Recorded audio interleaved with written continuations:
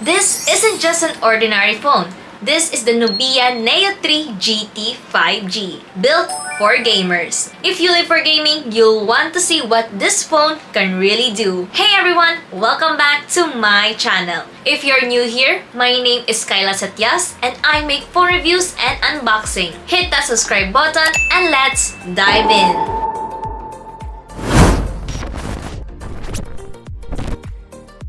And now, let us start with the unboxing. As we open the box, we will see here the Neo 3 GT 5G. And we will also see here a summary of specs of the Nubia Neo 3 GT 5G.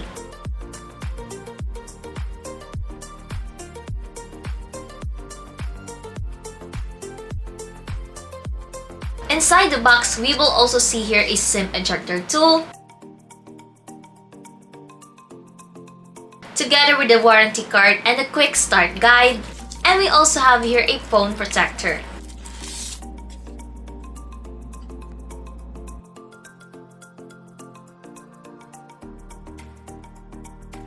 Inside the box, we also have here the Type-C to Type-C connector.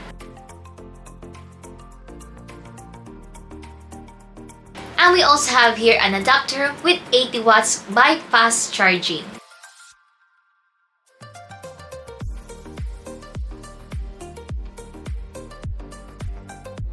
Now for its design guys, this has a rather unique design, which is a cyber mecha design. The Nubia Neo 3 GT 5G is like a cybernetic warrior ready for challenges at all times. Its sharp lines combined with unique images showcase unparalleled technological and futuristic charm.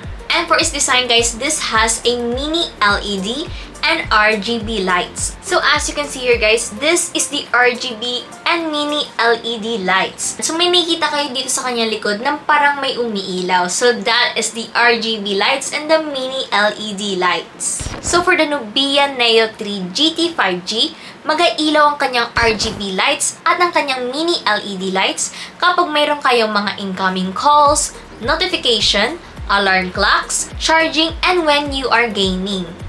And it comes in two different colors, which are the Electro Yellow and Interstellar Gray. Now the color that we have here guys is the Electro Yellow. And for its design guys, it also has a dual gaming shoulder triggers design, featuring dual gaming shoulder triggers, providing precise and optimized control for an elevated gaming experience. Now for its dual gaming shoulder triggers, we have it here on the right side. Now let us check if this is a dual SIM or a single SIM. So for the Nubia Neo 3 GT 5G, it has a dual SIM. Now like any phone nowadays, this doesn't have any audio jack. So if you're going to listen to some music, you can either play it on its speakers or you can also play it on different YouTube devices such as a Bluetooth speaker or a Bluetooth earbuds, or you can also use a Type-C earphones.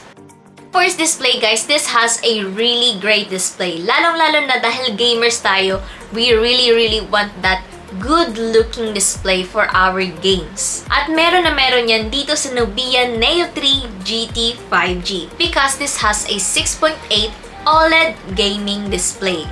And for its resolution guys, it has a 1080p by 2392 resolution. And dito sa ating Nubia Neo 3 GT 5G, for the gamers out there, if you're going to play it under the sun, you don't have to worry because it has a 1300 nits peak brightness. So kahit under the sun tayo, kahit exposed tayo under the sun, kitang-kita pa rin natin ang ating screen. Whether it's gaming, playing videos, or streaming on YouTube.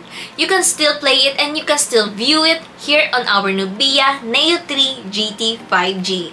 At ang kagandahan nito guys is meron din itong 120Hz screen refresh rate, which is really great kasi nga we are looking for that smooth and fast processing speed which has the 120Hz screen refresh rate.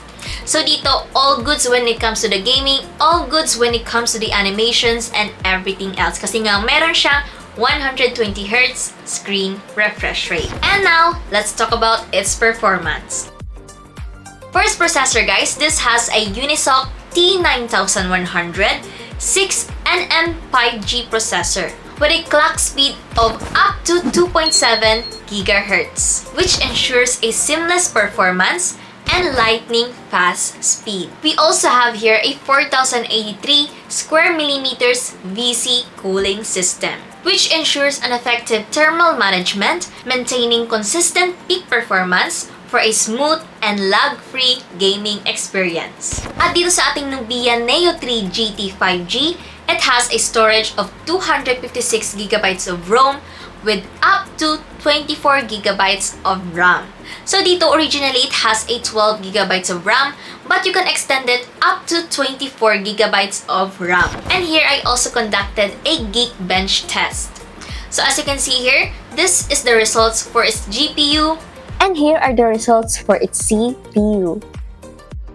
Now for its speakers guys, this has a dual stereo speakers. So dito meron tayong speaker on the top, and of course we also have another speaker here on the bottom. So this has a DTS X Ultra dual stereo speakers.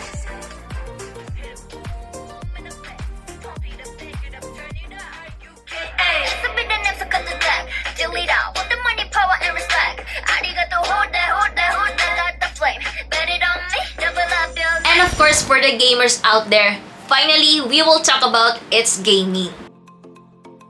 Now, let us check if this is really great when it comes to gaming. So dito, I tried playing Mobile Legends, COD, PUBG, and also the Genshin Impact sa Nubia Neo 3 GT 5G. So when I played Mobile Legends, wala akong naramdamang mga lags and smooth ang aking paglalaro. Napakaganda ng graphics na na-receive ko at pati yung kasama ko na mangha guys sa kanyang experience when he was playing PUBG. So dito guys, I can really recommend this for gamers out there.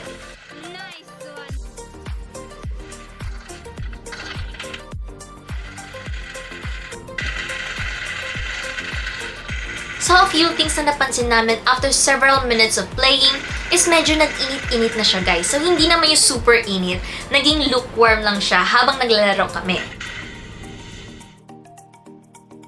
Now when it comes to Genshin Impact guys, it is automatically set on a lower graphics. Pero kung gusto nyo talaga ng high graphics, pwede naman siya. Pero don't expect na super smooth talaga ang inyong gaming. So, I recommend na iset nyo lang siya sa medium para all-around goods ang inyong gaming experience, guys. But overall, this is really great for gaming, guys. I highly recommend this for gamers out there kasi just look at it. It's serving both its look and also when it comes to gaming.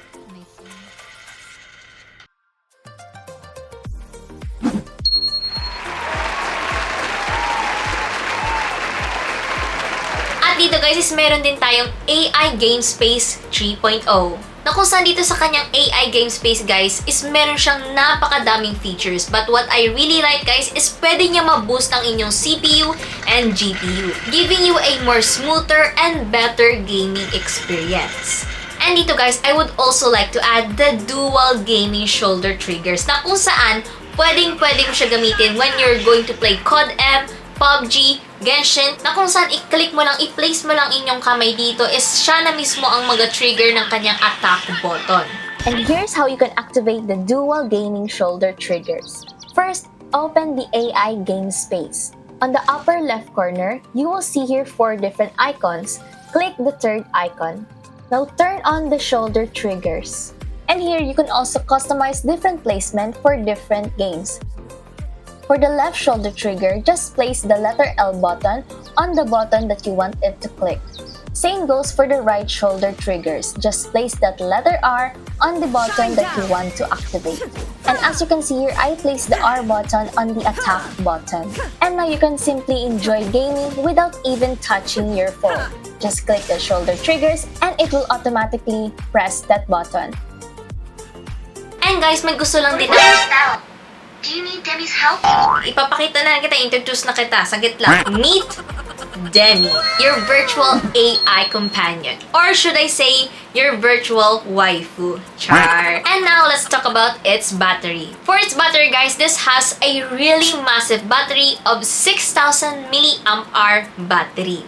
At dito guys is meron din siyang napakabilis na charging speed na kung saan meron siyang 80 watts supercharging with bypass charging. now lastly guys, let us talk about its camera. For its camera guys, this has a 50MP wide camera and a 2MP depth camera. And for its selfie camera naman guys, this has a 60MP selfie camera.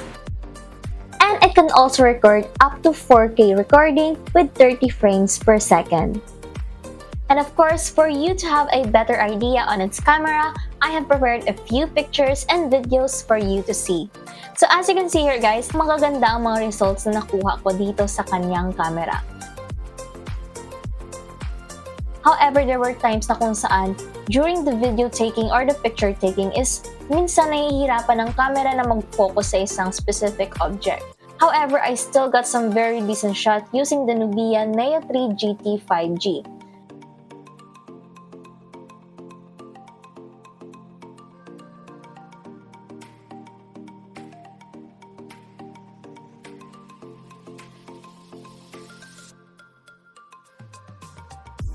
However, do not expect it to be a flagship level camera kasi this is more built on gaming.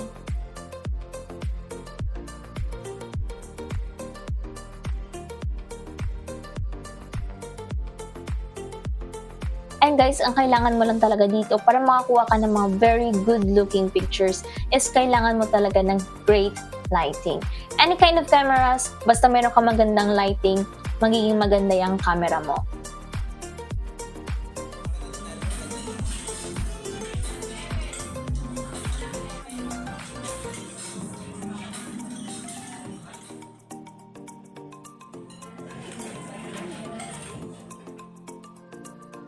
So to sum it up guys, during the video taking and the picture taking, you may have some troubles with the autofocus or the focusing of an object. And maybe hindi nyo magustuhan yung mga nakikita nyo sa screen. But however, when it comes to the results, is magiging maganda ang kanyang mga results through the help of the AI camera.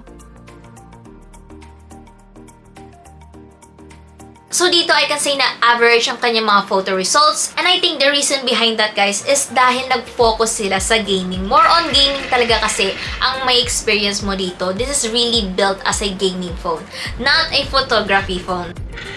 Kahit ganun ang kanyang camera is nai-enhance niya pa rin ito with its AI camera. At dito sabi ko nga guys, through the help of the AI camera, it really helps enhance your photos. At maliban dyan is meron din siyang other AI features katulad na lamang ng AI HDR, AI Super Night, AI Sport Snapshot, and AI Magic Editor. Now, if you're asking kung magkano itong Nubia Neo 3 GT 5G, ito ay nagkakahalaga sa 12,999. So yes, narinig niyo ako guys. Itong phone na to, itong gaming phone na to is available siya under 15K. Nasa halagang 12,999 lang ito guys. So if you are a gamer out there and you're looking for a phone na kung saan maganda for gaming but not breaking the bank, I recommend the Nubia Neo 3 GT 5G. Now for my final verdict guys, when it comes to its design, it is a 10 out of 10 kasi napakaganda ng kanyang design guys ha. It is giving off this cyber mecha design and I really love that touch, lalong lalo na if you are a gamer. At ang pinaka-favorite ko guys when it comes to its design is yung kanyang RGB lights. It is really giving off that gamer vibes. At para sa kanyang display is good siya, and when it comes naman sa kanyang gaming is super duper good siya.